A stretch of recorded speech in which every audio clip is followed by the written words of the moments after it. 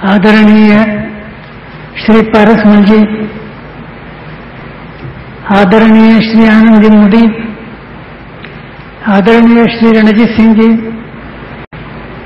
यहाँ उपस्थित नागरिक बंधुगण एवं भगिनीगण, स्वदेशी जागरण मंच यह नाम अभी सब लोग जानने लगे हैं, किंतु इसका ग्रहयोग कुछ ऐसा रहा कि इसके स्थापना के पूर्व से ही इसका विरोध होता रहा। मैं बंगाल में गया था, वहां भाषण में कहा था भाई हम स्वदेशी जागरण मंच शुरू करने वाले हैं। प्रेस में भी वो भाषण छपा था। तुरंत कम्युनिस्टों ने प्रतिक्रिया प्रकट की, अरे ये संघ वाले, आरएसएस वाले, इनको देश और स्वदेशी का क्या पड़ा है, इनको पैसे दिए होंगे उद्योगपतियों ने। काहे के लिए पैसे दिए होंगे कि भाई तुम स्वदेशी का प्रचार करो, विदेशी का बहिष्कार करो, और इसके कारण विदेशी माल जब पूरा हट जाएगा स्वदेशी मार्केट से, तो फिर हम लोगों को विदेशी कॉम्पिटिटर न होने के कारण उपभोक्ता ग्राहकों का अनाप शनाप शोषण करना हमारे लिए संभव होगा, चाहे जितना मुनाफा हम कमा सकेंगे। इसलिए उद्योगपतियों ने इनको पैसा दिया है। उसके तीसरे ही दिन स्वदेशी जागरण मंच की स्थापना हुई। उसमें कुछ प्रस्ताव पारित हुए कि आज हम स्वदेशी जागरण मंच की स्थापना कर रहे, इसका उद्देश्य पूरा होते तक काम करता रहेगा। और उसमें एक प्रस्ताव पारित किया कि मार्केट में आने वाली हर एक वस्तु की कीमत, कॉस्ट ऑफ प्रोडक्शन, उत्पादन खर्चा, उस पर लिखा जाना चाहिए। उत्पादन खर्चा, लागत खर्चा। ऐसा है कि हमारे शास्त्रों में प्राइस पॉलिसी है। जिस समय ग्रीस में एरिस्टोटल प्राइसेस एथिकल है या अनएथिकल है इसकी चर्चा कर रहे थे, उस समय हमारे यहाँ प्राइस पॉलिसी निश्चित हुई थी। येन व्ययेन संसिद्ध तद्व्ययस्तस्य मूल्यकम, तो उसकी रियल प्राइस क्या है? येन व्ययेन संसिद्ध, cost of production is the real price. किंतु रियल प्राइस हमेशा मिलती है क्या? नहीं, कभी कम मिलती है, कभी ज्यादा मिलती है। किस आधार पर? तो सुलभा सुलभत्वाच्च अगुणत्व गुण संशय ही यथा कामान पदार्थानाम अर्घम हीनाधिकम भवित। मूल्य कभी कम होता है, कभी ज्यादा होता है। काहे के आधार पर? सुलभा सुलभत्वाच्च, तो सुलभ है यानी प्लेंटी और स्केर्सिटी। अगुणत्व गुण संशय, यूटिलिटी और non utility, degree of availability, degree of utility, इसके आधार पर और कम अधिक होता है। ये प्राइस पॉलिसी अपने पहले से थी। हम लोगों ने प्रस्ताव पारित किया कि मार्केट में आने वाली कोई भी वस्तु, चाहे देशी उद्योगपति की हो, विदेशी उद्योगपति की हो, उसकी कॉस्ट ऑफ प्रोडक्शन घोषित होना ही चाहिए। इसमें क्या होता है? कॉस्ट ऑफ प्रोडक्शन जब घोषित होती है, उस पर लिखी रहती है, तो फिर अनाप शनाप मुनाफा नहीं कमा सकते। हाँ, कुछ प्रॉफिट मार्जिन रहनी चाहिए, तो सभी मानते हैं प्रॉफिट मार्जिन रीजनेबल होनी चाहिए। लेकिन आज जो होता है कि 4 रुपए की चीज 400 रुपए में बेची जाती है, ऐसा नहीं हो सकेगा। तो ये हमने एक प्रस्ताव पारित किया। उसके बाद कम्युनिस्टों की तूती बंद हो गई। उनको पता ही नहीं था कि हमारे शास्त्रों में कुछ है। उन्होंने शास्त्र पढ़े भी नहीं थे और इसलिए वो निंदा कर रहे थे, किंतु उनका बोलना बंद हो गया। स्वदेशी जागरण मंच की स्थापना होने वाली थी। उसके पिछले दिन हमारे कुछ मित्र हमारे पास है, ठेंगड़ी जी आप स्वदेशी जागरण मंच शुरू कर। हमने कहा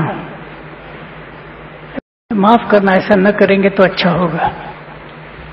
हमने कहा क्यों? नहीं, आप हमारे हैं, सब लोग जानते हैं, और आप यदि स्वदेशी की बात करेंगे तो हमारी पोजीशन बहुत खराब हो जाएगी। लोग कहेंगे कि ये लोग हिंदुस्तान को 16वीं शताब्दी में ले जाना चाहते हैं, दुनिया 21वीं शताब्दी की तरफ जा रही है, ये 16वीं शताब्दी में ले जाना चाहते हैं। और आप जानते नहीं, वो लीडर थे, बोले हमारे कॉन्स्टिट्यूएंसी में बहुत सोफिस्टिकेटेड लोग रहते हैं, उनको हम कहे कि साहब कोलगेट नहीं और प्रॉमिस या और कुछ इसका इस्तेमाल करो तो हमको हंसेंगे। मैंने कहा कि ऐसा है, आपके कॉन्स्टिट्यूएंसी का सबसे ज्यादा सोफिस्टिकेटेड आदमी कौन है, जरा सोचिए। बोले क्यों? मैंने कहा मैं जानना चाहता हूं। पंडित मोतीलाल जी नेहरू उस समय के हिंदुस्तान के सबसे ज्यादा सोफिस्टिकेटेड आदमी माने गए थे। ऐसा प्रवाद था कि उनके कपड़े पेरिस से धुल कर आते थे, उनसे ज्यादा सोफिस्टिकेटेड उस समय कोई नहीं था। उनके शरीर पर पूज्य महात्मा गांधी ने खद्दर चढ़ाई, तो मोतीलाल जी जिनके कपड़े पेरिस से धुल कर आते थे, उनके शरीर पर वो खद्दर कैसे चढ़ा सके? तो मोतीलाल नेहरू से ज्यादा सोफिस्टिकेटेड आपके कॉन्स्टिट्यूएंसी में कोई है क्या? बोले नहीं, वो तो नहीं है। तो बोले और एक प्रार्थना है, क्या है? उन्होंने कहा बहिष्कार शब्द बड़ा नेगेटिव दिखता है, ये इज्जतदार शब्द नहीं है, ये नेगेटिव शब्द तो आप छोड़ दीजिए। हमने कहा कि आपके कॉन्स्टिट्यूएंसी में बहुत ही इज्जतदार लोग दिखाई देते हैं, लेकिन आपको मालूम है क्या कि 1906 में कलकत्ता में जब कांग्रेस हुई थी, उस समय अध्यक्ष दादा भाई नौरोजी, इन्होंने चतुसूत्री दी थी, स्वराज्य, राष्ट्रीय शिक्षण, स्वदेशी और बहिष्कार। तो दादा भाई नौरोजी से ज्यादा सोफिस्टिकेटेड आदमी आपके कॉन्स्टिट्यूंसी में कितने हैं, जरा बताइए। फिर हमने उनको कहा कि दिक्कत ये नहीं है, दिक्कत यह है कि तुम्हारे अंदर कन्विक्शन नहीं है कि स्वदेशी से ही उद्धार होगा, तुमको ऐसा कन्विक्शन नहीं है, और इसके कारण लोगों को बताना भी तुम्हारे लिए कठिन हो जाता है। तो प्रारंभ से ही स्वदेशी के बारे में ऑब्जेक्शंस आते गए। आखिर स्वदेशी की कंसेप्ट क्या है? ऐसा है कि एक साल, 12-13 साल के पहले की बात है, जिस समय जापान अमेरिका के प्रभाव क्षेत्र में था, आज नहीं है, आज बराबरी का है, लेकिन उस समय प्रभाव में था। उस समय कैलिफोर्निया में बहुत संतरे हुए, ऑरेंजेस। अमेरिका ने जापान को कहा कि आपके यहां महिलाओं को संतरे बहुत पसंद आते हैं, तो हमारे संतरे हम आपके मंडी में भेजेंगे। जापान ने कहा कि आपने संतरे भेजने की आवश्यकता नहीं है, किंतु अमेरिका ने कहा कि नहीं, हम भेजने ही वाले। उस समय जापान को मानना पड़ा। जापान की मंडियां अमेरिकन संतरे से भर गई थी, लेकिन आपको आश्चर्य होगा कि सभी मंडियों में बहुत संतरे होते हुए भी एक भी संतरा बेचा नहीं गया पूरे जापान में। ये बात सही है कि जापानी महिलाओं को संतरे ज्यादा पसंद है, तो भी एक भी संतरा बेचा नहीं गया। इसका नाम स्वदेशी है। कुछ 15-16 साल पहले ग्रेट ब्रिटेन के महारानी ने सोचा कि भाई ब्रिटेन की जो कार है वो ज्यादा सुविधाजनक नहीं है, उससे जर्मनी की कार ज्यादा सुविधाजनक है, तो हम जर्मनी की कार खरीदेंगे। ये बात में फैल गई, लोगों ने विरोध किया।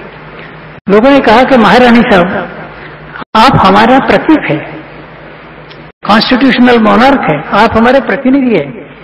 आप ही यदि देशी कार छोड़कर विदेशी कार में जाएंगे तो हमारे देश की नाक कट जाएगी। आपने ऐसा नहीं करना चाहिए। महारानी को जर्मन कार नहीं लेने दी गई, ब्रिटिश कार में ही उनको प्रवास करना पड़ा। अब देखिए कि वियतनाम के प्रेसिडेंट हो ची मिन्ह भारत में आए थे। जैसे वो पालम एयरपोर्ट पर हवाई जहाज से उतरे तो उस समय लोगों को परमिशन दी गई थी कि वो हवाई जहाज तक जा सकते हैं, तो प्रेस करेस्पॉन्डेंट हवाई जहाज तक गए। वो जब उतर रहे थे तो कुछ करेस्पॉन्डेंट्स ने देखा और उनको आश्चर्य हुआ कि उनकी पैंट को यहां सिलाई थी। सिलाई थी का मतलब है कि वो फट गई होगी। तो बाद में लोगों ने पूछा कि आप तो एक राष्ट्र के राष्ट्रपति हैं, आपकी पैंट ऐसी फटी हुई सिलाई ऐसे आपकी पैंट क्यों है? उन्होंने जवाब दिया, my country can afford only this much. ये स्वदेशी है। गांधी आयरविन पैक्ट के समय चर्चा चल रही थी। दोपहर में चाय का समय था। वायसराय सबके लिए चाय है, गांधी जी के लिए नींबू पानी आया। वायसराय देख रहे थे कि गांधी जी क्या करते हैं।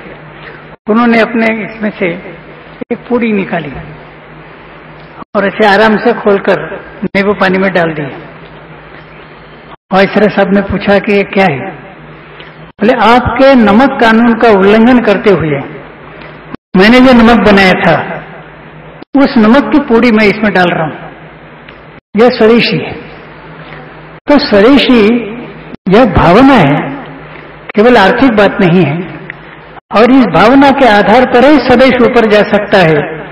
और इसीलिए पंडित दीनदयाल जी उपाध्याय ने भारतीय जनसंघ के विजयवाड़ा सेशन में जो प्रोग्राम प्रिंसिपल्स एंड प्रोग्राम दिया था उसमें प्रमुख बात रखी थी कि नेशनल सेल्फ रिलायंस, राष्ट्रीय आत्मनिर्भरता।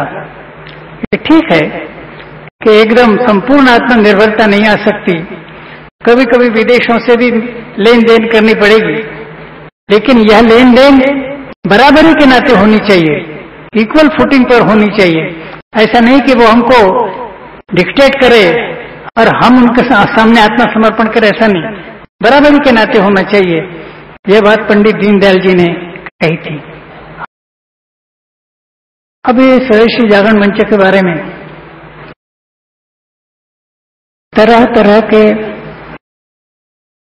गलत ख्यालात प्रचलित है। एक इंग्लिश न्यूज़पेपर ने ऐसा लिखा था कि क्या स्वदेशी जागरण मंच आज के सरकार के लिए अपोजिशन पार्टी का रोल प्ले करना चाहती है? तो सरकार के विषय में हमारी भूमिका क्या है, यह प्रश्न उपस्थित हुआ था। गैर राजनीतिक, नॉन पॉलिटिकल है। हमारे यहाँ संविधान है, संविधान के अंतर्गत चुनाव होते हैं और चुनाव में निर्वाचित जो भी सरकार होगी, किसी भी पार्टी की रहे, वह राष्ट्रीय सरकार हम मानते हैं। और राष्ट्रीय सरकार के साथ हमारा रुख क्या है? तो वह सभी सरकारों के साथ, किसी भी पार्टी की सरकार रहे, सभी सरकारों के साथ हमारा एक ही रुख रहेगा, और वह क्या है? Responsive cooperation. रिस्पॉन्सिव कोऑपरेशन का मतलब होता है कि किसी भी पार्टी की सरकार हो, हम पार्टी की फिक्र नहीं करते, किंतु सरकार की नीति यदि स्वदेशी के अनुकूल रहेगी तो स्वदेशी जागरण मंच सरकार का समर्थक होगा। स्वदेशी के प्रतिकूल रहेगी या विरोधी रहेगी तो स्वदेशी जागरण मंच सरकार का विरोध करेगा। इस तरह से उनकी पॉलिसी क्या है यह देखकर हम समर्थन या विरोध तय करते हैं। कौन सी पार्टी पावर में है यह देखकर हम तय नहीं करते। अब देखिए, भारत सरकार ने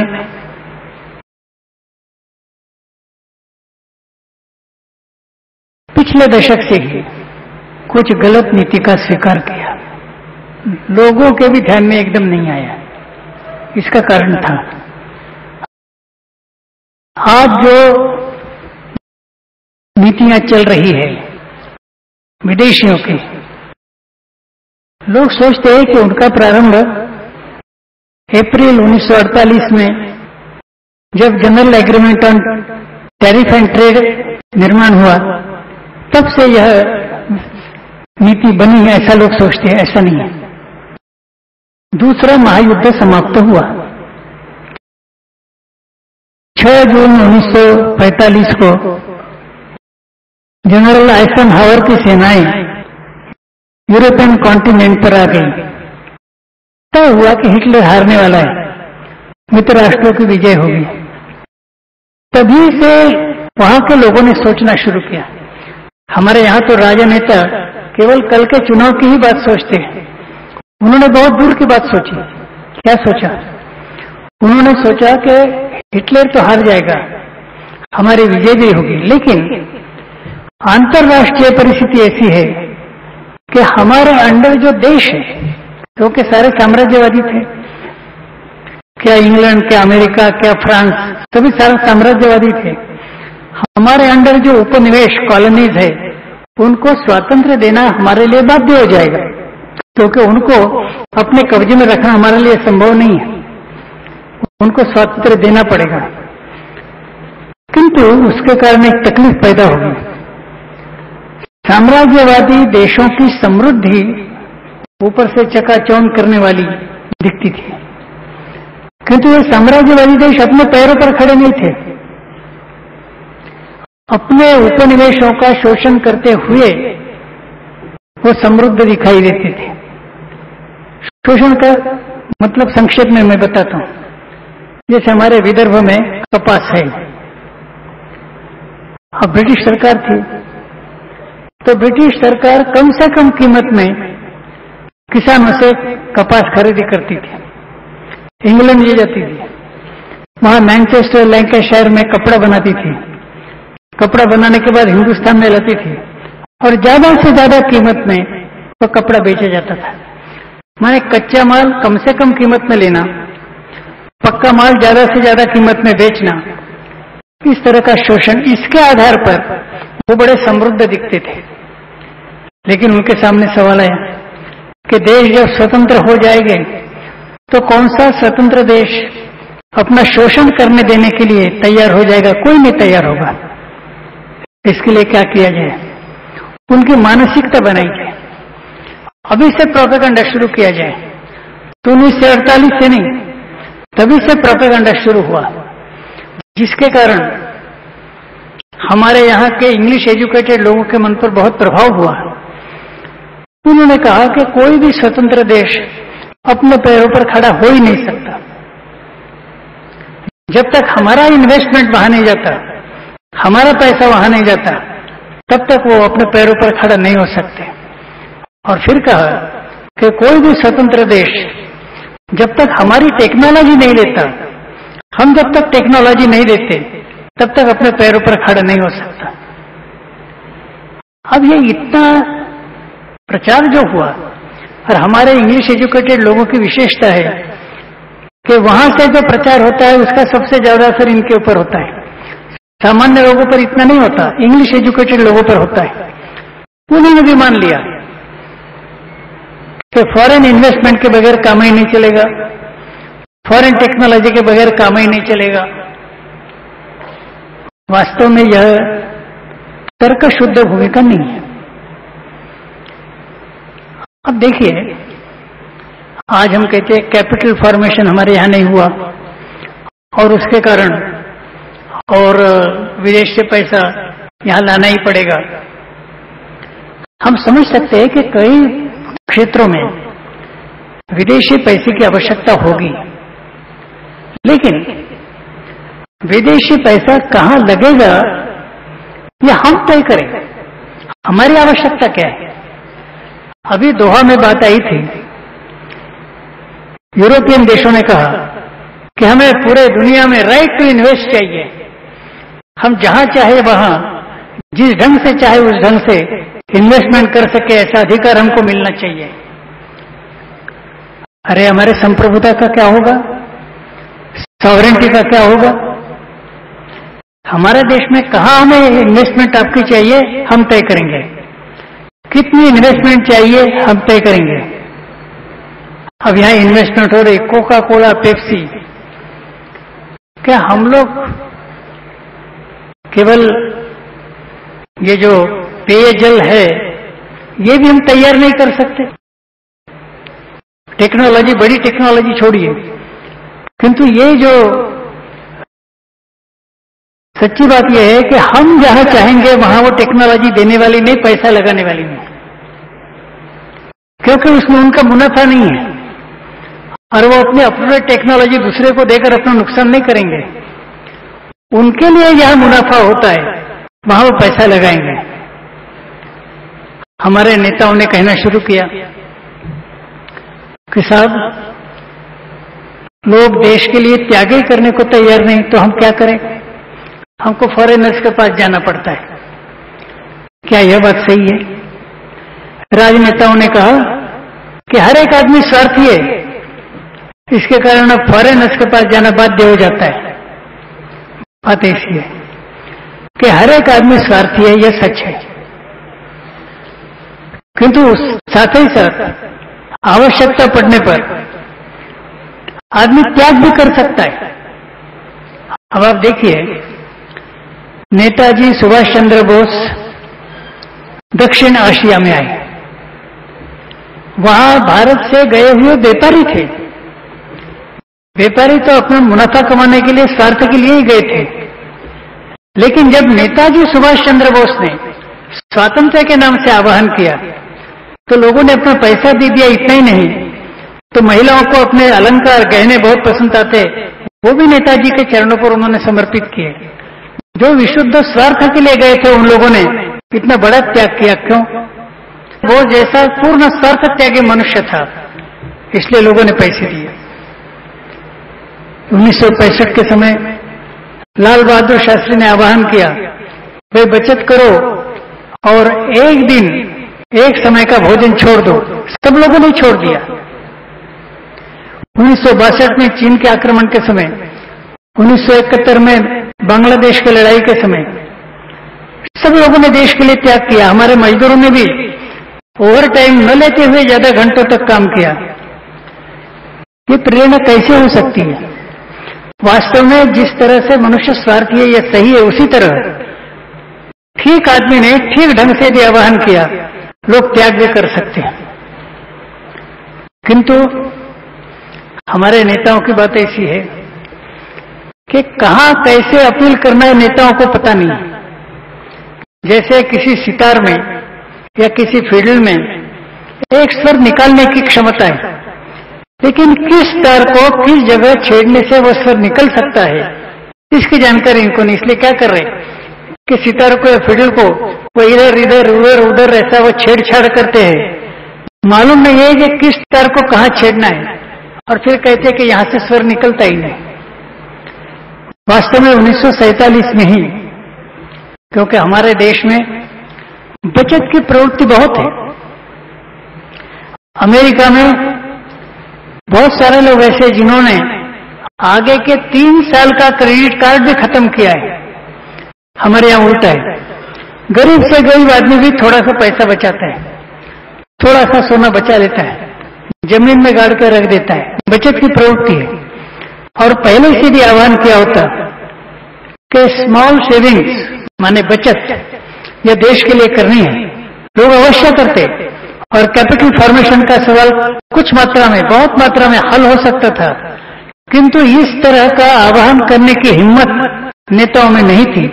और नेताओं में जिसका कारण है कि जो अपने ही तनख्वाह अपने ही हाथ से बढ़ा लेते, एमपी और एमएलए अपनी ही तनख्वाहें बढ़ा लेते, उनको यह कहने का साहस कैसे होगा कि लोगों ने त्याग करना चाहिए?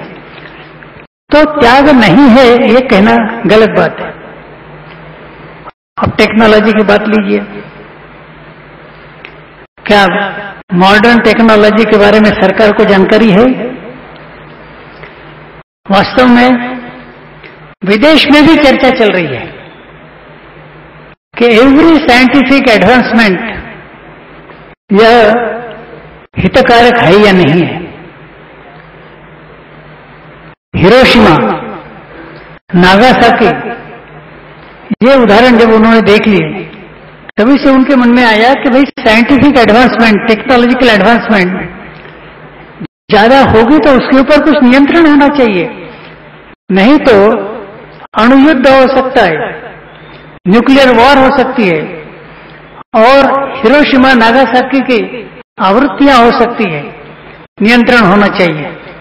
और इसलिए वहां भी ऐसे शास्त्रज्ञ निर्माण हुए जिन्होंने कहा कि there should be technological ombudsman, technology पर नियंत्रण रखने वाला कोई ना कोई तो भी एक बॉडी वहां होनी चाहिए। ओम्बड्समैन है, नियंत्रण करने वाली बॉडी होनी चाहिए।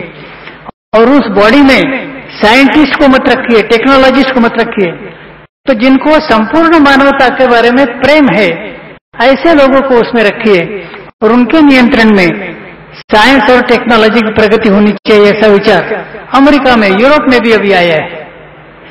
और दूसरी बात, आज भी जो अध्यक्ष होने वाले डॉक्टर अबुल कलाम, उन्होंने एक किताब लिखी इंडिया 2020।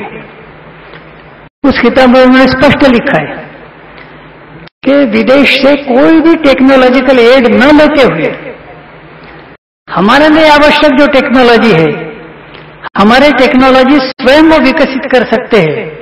कोई बाहर से टेक्नोलॉजिकल एड लेने की आवश्यकता नहीं। और हमारे टेक्नोलॉजिस्ट, हमारे साइंटिस्ट अपने ही भरोसे 2020 का साल जब आएगा उसके पहले ही भारत को दुनिया के फ्रंट रैंकिंग नेशन में बिठा सकते हैं। एक ही बात उन्होंने कही कि इसके लिए शर्त एक ही है कि विल पावर चाहिए, इच्छा शक्ति चाहिए। अभाव तो इसी बात का है। तो इस तरह से इन्वेस्टमेंट के बारे में, टेक्नोलॉजी के बारे में उन्होंने अपने हित को ध्यान में रखकर प्रोपेगेंडा किया। हमारे इंग्लिश एजुकेटेड लोग और हमारे राजनीतिक नेता उसी की शिकार बन गए और कहने लगे कि हम तो कुछ नहीं कर सकते, आत्मनिर्भर नहीं हो सकते। ऐसी बातें हो सकती, लेकिन लोगों में देशभक्ति का जागरण होना चाहिए, देश के लिए त्याग करने का आह्वान होना चाहिए। सब कुछ हो सकता है। यह न सोचते हुए जिस समय विश्व व्यापार संगठन का निर्माण हुआ, वर्ल्ड ट्रेड ऑर्गेनाइजेशन,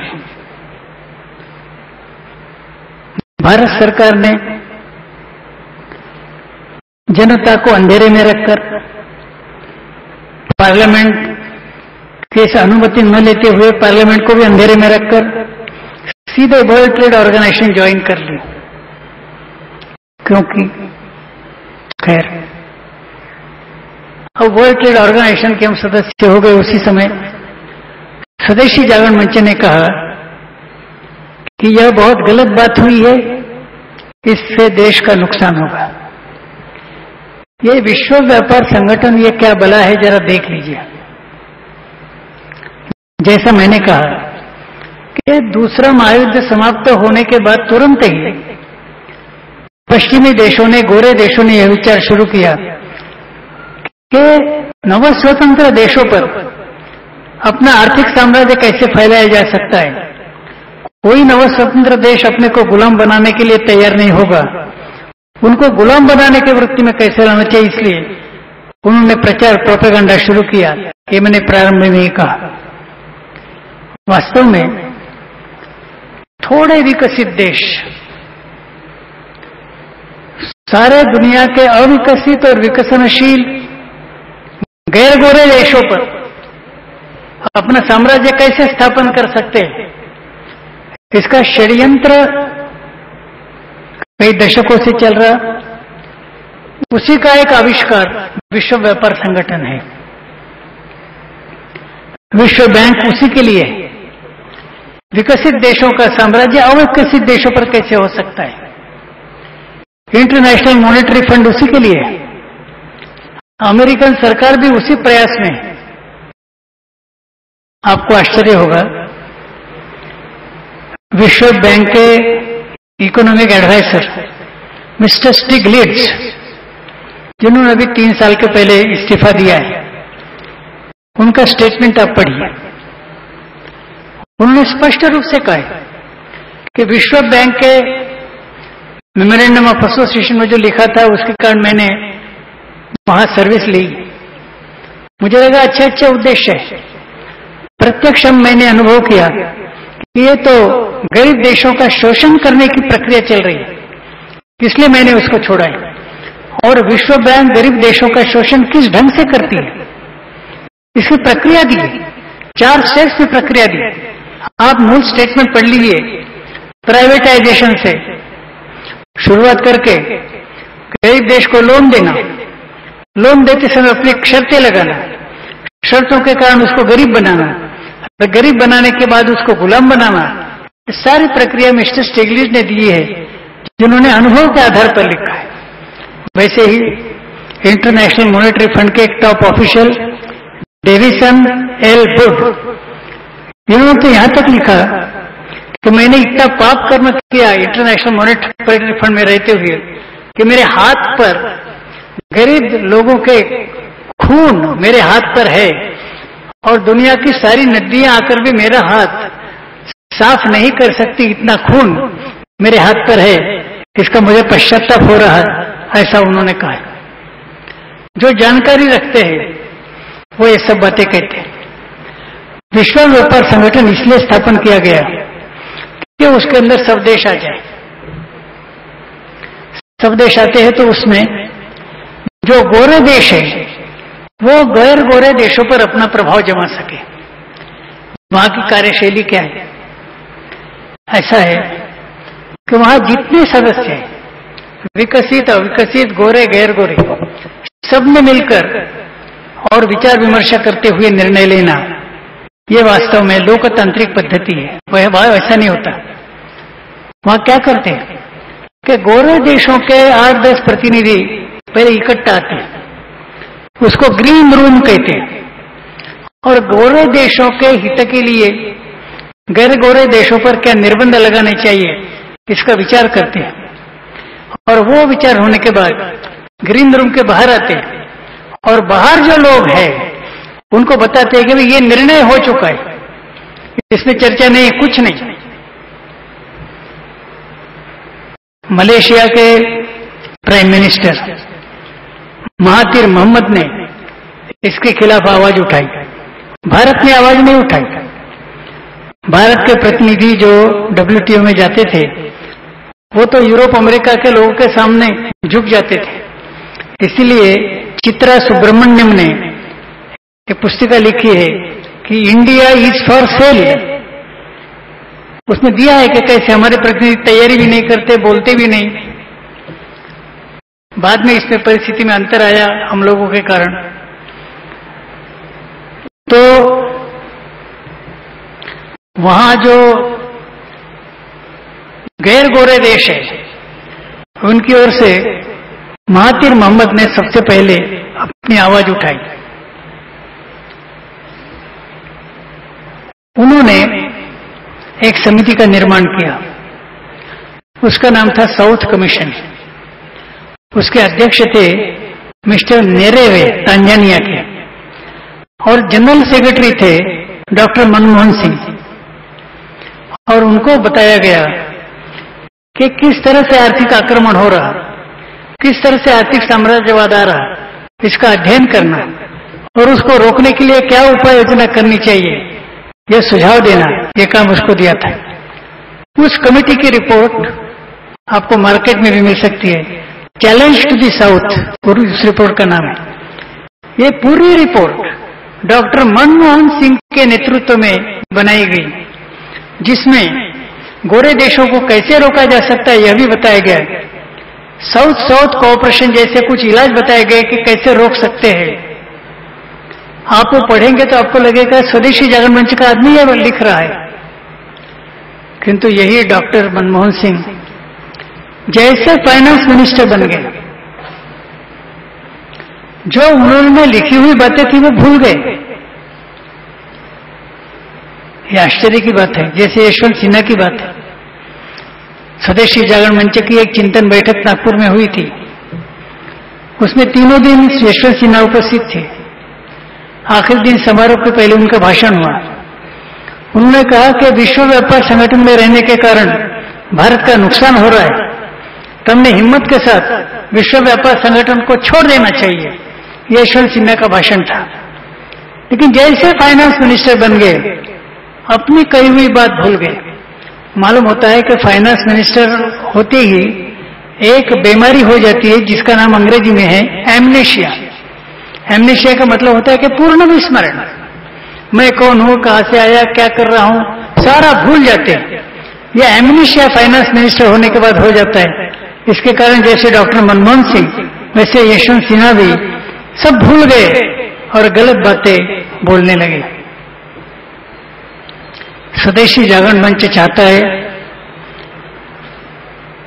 कि हमारा देश आत्मनिर्भर हो, लेकिन विदेशियों का षड्यंत्र चल रहा है कि हमारे देश के कृषि पर, हमारे देश के एक एक उद्योगों पर विदेशियों का कब्जा हो जाए। अब हमारा कृषि प्रधान देश है। विश्व व्यापार संगठन में सबके लिए एक स्टैंडर्ड नहीं है। हमारे लिए अलग है, अमेरिका के लिए अलग है। अब कृषि की दृष्टि से केवल उदाहरण के लिए बताता हूं। अमेरिका अपने किसानों को जो पहले सब्सिडी मिलती थी उससे 4 गुना सब्सिडी उन्होंने बढ़ाई है। भारत और बाकी विकसनशील देशों को बताता है अमेरिका कि तुम अपनी सब्सिडी कम करो और आखिर सब समाप्त करो। अपने किसानों को बढ़ा रहे, हम लोगों को कहा रहे कि सब्सिडी खत्म करो। कारण क्या है? अब देखिए, अमेरिका का एक कानून है, 1988 का कानून है, ओमनिबस एक्ट कहते हैं। उसमें स्पेशल 301 करके क्लॉज है। उसमें स्पष्ट दिया है कि बाहर के देश का कोई भी माल हमारे बंदरगाह में यदि आता है और वो हमारे देश में उतारने से हमारे देश के उद्योग और कृषि को नुकसान होगा, ऐसा यदि हमें लगता है तो हम बंदरगाह से वो माल को उतरने नहीं देंगे, वापस भेज देंगे। लेकिन साथ ही साथ उसमें ऐसा है कि हमारा माल यदि किसी के यहां जाता है, उसके बंदरगाह में अमेरिका का माल आता है, उसने हमारा माल उतार लेना ही चाहिए। यदि वो हमारा माल नहीं उतार लेंगे और अपने मार्केट में नहीं भेजेंगे तो हम उसके ऊपर आर्थिक प्रतिबंध लगाएंगे। ये कौन सी नीति है? और वर्ल्ड ट्रेड ऑर्गेनाइजेशन के जो नियम, अब देखिए, हमारी सरकार कहती है कि हम वर्ल्ड ट्रेड ऑर्गेनाइजेशन से कैसे बाहर आ जाए। दुनिया का ये सारा ऑर्गेनाइजेशन है, दुनिया का नहीं है। यह विकसित देशों के लिए और विकसित देशों के हित के लिए इसका उपयोग किया जा रहा है। अब देखिए कि वर्ल्ड ट्रेड ऑर्गेनाइजेशन ने जो विकसनशील देश मेजॉरिटी में, उनकी बात मानी नहीं जाती। गोरे देश, विकसित देश 8-10 है, एक्चुअली 8 ही है। उनकी दादागिरी सब पर चलती है।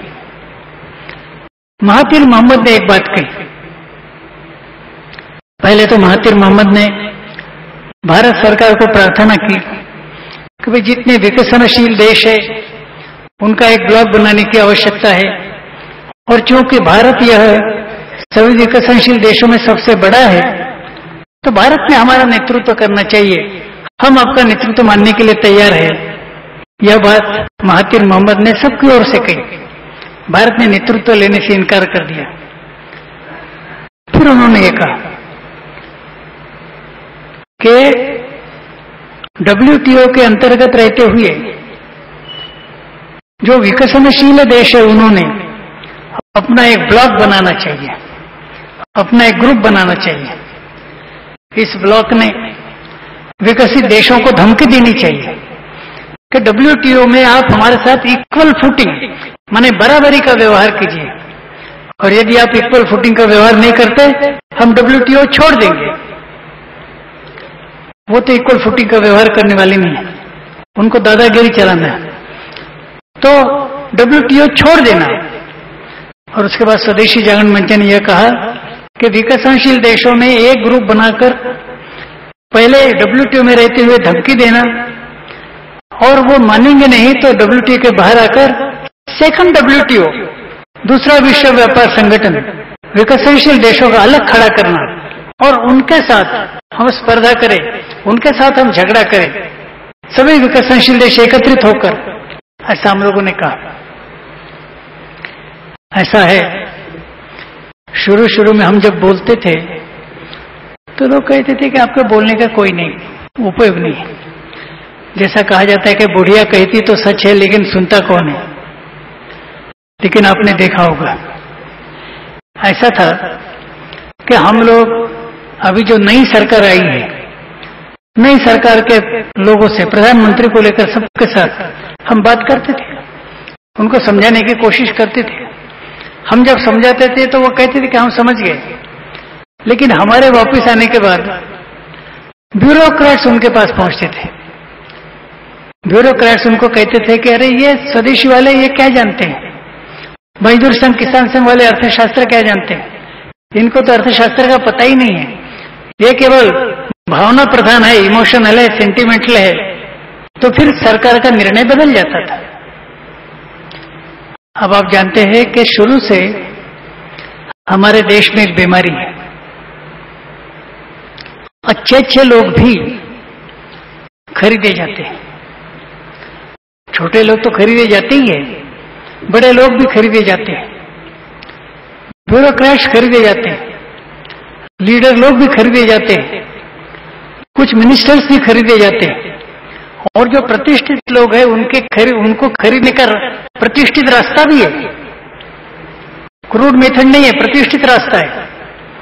उनके किसी रिश्तेदार को अमेरिका में सारे शिक्षा दीक्षा के लिए भेजना, विश्व बैंक में नौकरी देना, IMF में नौकरी देना, तरह तरह के मार्ग है जो प्रतिष्ठित दिखते हैं। और इसके कारण हम लोग जो बोलते थे उसका प्रभाव नहीं होता था। हम लोगों ने, मजदूर संघ किसान संघ ने, बाकी लोगों ने भी अवश्य इसके बारे में आवाज उठाई। ये आवाज जब प्रबल हो गई तो फिर सरकार को भी सोचना पड़ा कि भाई ब्यूरोक्रेट्स की बात मानने से ही नहीं चलेगा, जनमत जागरण हुआ है। और उसके कारण आपने देखा होगा कि दोहा में मिनिस्टर मारान ने वही बात कही जो हम लोग कहते थे। दोहा में मिनिस्टर मारान को कितनी मात्रा में यश आया, कितनी मात्रा में अपयश आया, ये महत्व का प्रश्न नहीं। महत्व का प्रश्न यह है कि शुरू से लेकर आज तक कभी भारत सरकार ने वहां प्रतिकार नहीं किया था, दोहा में प्रतिकार किया। और ये हम सब लोगों के प्रभाव का, दबाव का कारण है, प्रभाव है। ये बात आप ध्यान में रखें। वहां से जब मारान वापिस आए तो हमको किसी ने कहा कि आप जाकर उनका अभिनंदन कीजिए। हमने पब्लिकली अभिनंदन किया। मारान ने दोहा में जो भूमिका निभाई उसका हमने सार्वजनिक रूप से अभिनंदन किया। क्यों? तो हमने कभी जाकर नहीं मिलेंगे। बोले क्यों? रूप से अभिनंदन किया। क्यों? तो हमने कभी जाकर नहीं मिलेंगे। बोले क्यों? उसी समय से अमेरिका के प्रयास चल रहे थे कि इनके विरोध को कमजोर कैसे बनाया जाए। वहां जो विश्व व्यापार संगठन में कमजोर देश है, बिल्कुल गरीब देश है, उनको खरीदने का काम वहीं शुरू हुआ था। उनको खरीदना, उनके प्रतिनिधियों को कहना कि तुम चले जाओ। और वहीं से यह काम भी शुरू हुआ था कि हमारे कुछ ब्यूरोक्रेट्स तो पहले से खरीदे गए हैं, बाकी लोगों को भी कैसे खरीदा जा सकता है, ये अमेरिका का प्रयास चल रहा हम जानते हैं। इसलिए हमने कहा कि हम मिनिस्टर मारान को धन्यवाद देते हैं, अभिनंदन करते हैं, कि तो प्रत्यक्ष जाकर हम नहीं मिल सकते, क्योंकि 2 साल के अंतर्गत क्या क्या परिणाम हो गए ये देखना पड़ेगा। अब दोहा के बाद 2 साल के बाद मंत्री परिषद होने वाली है। मंत्री परिषद में भारत सरकार ने अपनी भूमिका दोहा के जैसे नहीं रखनी चाहिए, इसके लिए अमेरिका जी जान से कोशिश कर रही है। क्या उस कोशिश का प्रभाव होता है या हम लोगों का प्रभाव जैसा था वैसे कायम रहता है, ये देखना पड़ेगा। क्योंकि सरकार आर्गुमेंट से नहीं सुनती, यह दुख की बात है। आर्गुमेंट से वो नहीं मानती, दबाव से मानती। पहले विश्व bank, international monetary fund, American सरकार, यूरोप की सरकारें, इनका दबाव था। इसके कारण स्वदेशी विरोधी नीति लेकर चले थे। बीच में स्वदेशी जागरण मंच, मजदूर संघ, किसान संघ और बाकी भी संस्थाएं, हम लोग कोई देशभक्ति का ठेका हमारा ऐसा नहीं कहते, देशभक्त सभी लोग हैं, सभी लोगों ने आवाज उठाई। उस दबाव में आकर दोहा में ठीक भूमिका भारत सरकार ने ली है, किंतु अभी अग्रणी मंत्री परिषद ने फिर से दोहा की भूमिका नहीं अपनानी चाहिए, सरकार ने झुकना चाहिए, यह प्रयास चल रहा है। इसके कारण अगले मंत्री परिषद तक मैंने अभी थोड़ा समय रहा, 9-10 महीने का समय रहा, वे 1.25 साल का समय रहा। तो इस पीरियड में इतना जन जागरण करना है कि जिसके कारण हमारा दबाव फिर से आ जाए, जनमत का दबाव फिर से आ जाए, और अमेरिकन दबाव के सामने जो सरकार झुकती है उनको पता चले कि यदि हम अमेरिकन सरकार के सामने झुकेंगे तो फिर हमारा भी जान खतरे में है। इसलिए हमारे दबाव के कारण वो ठीक भूमिका जैसे दोहा में ली वैसे उन्होंने लेनी चाहिए। इतना जन जागरण और जनमत का प्रभाव बढ़ाना चाहिए। हमने हमारा सामने सरकार से ये कहा, भारतीय मजदूर संघ का अखिल भारतीय अधिवेशन त्रिवेंद्रम में हुआ था, वहां ओपन सेशन हुआ, बहुत बड़ी अच्छी हाजिरी थी। उसमें सारे ये स्वदेशी वगैरह की बात हमने कही, और उसके बाद हमने ये कहा कि भाई बीजेपी की सरकार ने हमारे हित के लिए छोड़िए, किसान मजदूरों के लिए छोड़िए, अपने खुद के लिए तो कुछ अच्छा काम करना चाहिए। बीजेपी की इज्जत बचाने के लिए तो उन्होंने काम करना चाहिए, क्योंकि मैंने ये कहा कि आप गलत नीतियां अपना रहे, आर्थिक नीतियां गलत अपना रहे, जिसके कारण लाखों मजदूर बेरोजगार होने वाले, किसान भूखे मरने वाले, आत्महत्याएं किसान पहले ही कर रहे, पहले ही वो कर्जे में है, कैसे कर्जा फेरना नहीं जानते। आप बाहर से माल ला रहे, आयात शुल्क उठा दिया, क्वांटिटेटिव रिस्ट्रिक्शन उठा लिया, इसके कारण कृषि का माल जो विदेश से आता है वो सस्ते में बेचा जाता है, हमारे कृषकों का माल ज्यादा महंगा हो जाता है, इसलिए वो पड़ा रहता है। कृषकों को आत्महत्या के अलावा कोई रास्ता नहीं रहेगा, लाखों मजदूर बेरोजगार हो रहे। तो त्रिवेंद्रम में हमने कहा कि भाई आप अपने पार्टी का तो विचार कीजिए, आपका पार्टी को आज नहीं कल नहीं परसों चुनाव में आना पड़ेगा कि नहीं। तो चुनाव में आपके जो मतदाता रहेंगे वो अमेरिकन नहीं रहेंगे जिनके दबाव में आकर आप काम कर रहे, वो यूरोपियन नहीं रहेंगे जिनके दबाव में आपको आकर आप काम कर रहे, वो तो भारतीय रहेंगे। और भारतीय लोगों को आप इतनी गलत ढंग से और उनको सताएंगे, आपको मत कैसे मिलेंगे। संयोग की बात थी कि त्रिवेंद्रम में हमारा भाषण हुआ, दूसरे दिन से इलेक्शन के रिजल्ट आना शुरू हुआ। उत्तर प्रदेश, पंजाब, उत्तरांचल, और वो सारे रिजल्ट क्या आए आप जानते हैं। करेस्पॉन्डेंट हमारे पास है, क्या ठेंगड़ी जी आप जानते थे क्या क्या होगा। हमने कहा हम जानते नहीं थे, ये कॉमन सेंस की बात है। तो अपने पार्टी के हित के लिए तो भी इन्होंने और ठीक ढंग से व्यवहार करना चाहिए, ठीक ढंग से व्यवहार नहीं हो रहा। इसका एक ही उदाहरण देकर और मैं ये भाषण पूरा करना चाहता हूं। अभी की बात है, foreign print media, foreign investment print media में लाना, यह पुराना षड्यंत्र है, पुराना षड्यंत्र है, नई बात नहीं है। चुनाव होने के पहले हमने बीजेपी के नेताओं को कहा था कि आप इंफॉर्मेशन टेक्नोलॉजी डिपार्टमेंट फलाने आदमी को मत दीजिए। उनका अरे आश्चर्य की बात है, अभी तो चुनाव हुआ ही नहीं, आप पर्टिकुलर आदमी का नाम ले रहे, पर्टिकुलर डिपार्टमेंट का नाम ले रहे। तो हमने कहा कि हम अफवाहों के आधार पर नहीं, मेरे पास डायरेक्ट जानकारी है कि इस आदमी को अपना हथियार बनाकर, अपना माध्यम बनाकर और हिंदुस्तान के मीडिया पर छाने का षड्यंत्र विदेशियों का है। अब उसको इतने दिन हो गए, इन्होंने प्रयास किया, किंतु प्रेस वालों ने विरोध किया। ज्वाइंट पार्लियामेंट्री कमेटी इसके लिए बिठाई गई, उन्हें स्पष्ट कहा कि हमारे प्रिंट मीडिया में फॉरेन इन्वेस्टमेंट नहीं आनी चाहिए। अचानक निर्णय आया कि प्रिंट मीडिया में फॉरेन इन्वेस्टमेंट आ रही। हम निर्णय लिया, प्रेस वालों के विरोध के बावजूद, ज्वाइंट पार्लियामेंट्री कमेटी के विरोधों के बावजूद, जनता की राय में लेते हुए, पार्लियामेंट की राय में लेते हुए एकदम ये अचानक हमला हुआ। लेकिन अपनी चमड़ी बचाने के लिए एक प्रचार शुरू किया। क्या था? उन्होंने कहा कि प्रिंट मीडिया में फॉरेन इन्वेस्टमेंट आनी चाहिए। इस बात को राष्ट्रीय स्वयंसेवक संघ के सरसंघचालक माननीय सुदर्शन जी भी अनुमति दे रहे, उनकी भी इच्छा है।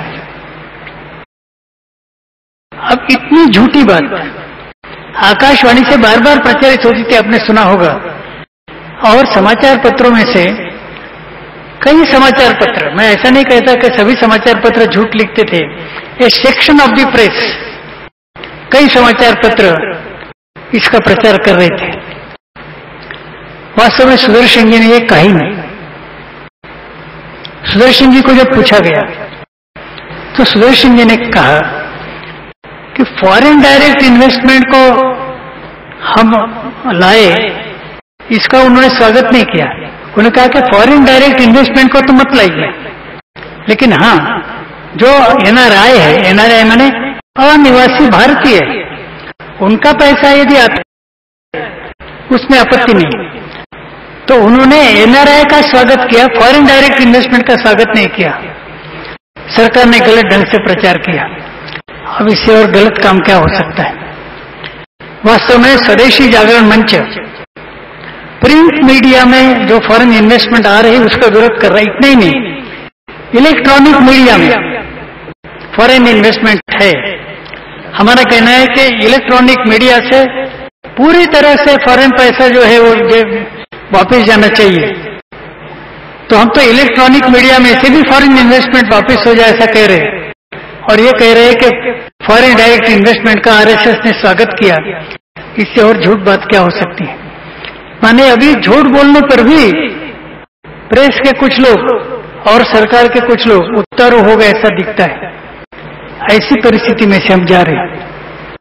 1.25 साल के बाद WTO का मंत्रिपरिषद का मामला आने वाला है, उसके लिए दबाव बढ़ाना है। और ये जो एक एक उद्योग विदेशियों के हाथ में जा रहा है, प्राइवेटाइजेशन कहते हैं। अरे जो प्रॉफिट मेकिंग इंडस्ट्रीज है वो भी आप प्राइवेट लोगों को दे रहे। यदि आपको देना ही है तो वहां के मजदूरों को दीजिए। अपने अपने उद्योग वहां के मजदूर चला सकते हैं। लोग कहते हैं मजदूर कैसे चलाएंगे? हमने कहा मिनिस्टर को भी क्या जानकारी होती है? वो भी मैनेजर और टेक्निकल लोगों की सहायता के चलाते हैं, मजदूर भी चलाएंगे। लेकिन प्रॉफिट मेकिंग इंडस्ट्रीज भी पब्लिक सेक्टर की प्राइवेटाइजेशन कर रहे हैं। एक एक बात गलत ढंग से चल रही है। इस दृष्टि से जन जागरण हो, लोगों को शहरों में, गांवों में इस बात का पता चले कि गलत पॉलिसीज है, और उसके कारण एक प्रचंड दबाव, उधर से दबाव आएगा। विश्व bank, international monetary fund, American सरकार, यूरोप की सरकार, इनका दबाव आएगा और उसका विरोध करना है तो इधर से जबरदस्त दबाव जनमत का, जन जागरण का जाना चाहिए।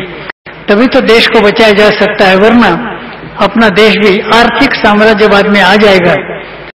तो हमारी सॉवरेनिटी खतरे में, संप्रभुता खतरे में।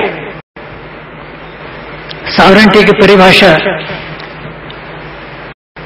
अपने शास्त्रों ने की है। ईक्ष्वाकूणामियं भूमि सशैल जल कानना मृग पक्षी मनुष्याणाम निग्रह अनुग्रहेष्वति, कि सारी भूमि इक्ष्वाकु की है। शैल, जल, कानना, इनके साथ सभी भूमि इक्ष्वाकु की है। मृग पक्षी मनुष्याणाम, मृग हो, पक्षी हो, मनुष्य हो, सबका निग्रह अनुग्रहेष्वति, उनका निग्रह करना और उन पर अनुग्रह करना, इसका पूरा अधिकार इक्ष्वाकु को है। ये सॉवरेनिटी की परिभाषा है। हम सॉवरेन है ऐसा लिखा गया है, लेकिन सॉवरेनिटी पर आंच आ रही है, आक्रमण हो रहा है। अपनी सॉवरेंटी जाएगी, इंडिपेंडेंस जाएगा। इस दृष्टि से यह जो गोरे देशों का षड्यंत्र है उसको फेल करने के लिए और उस दृष्टि से भारत सरकार स्वदेशी के पक्ष में रहे, विदेशियों के पक्ष में न रहे, यह दबाव सरकार पर लाने के लिए सब लोगों ने ज्यादा से ज्यादा प्रयास करना चाहिए। इतनी ही प्रार्थना करते हुए मैं मेरा भाषण पूरा करूंगा।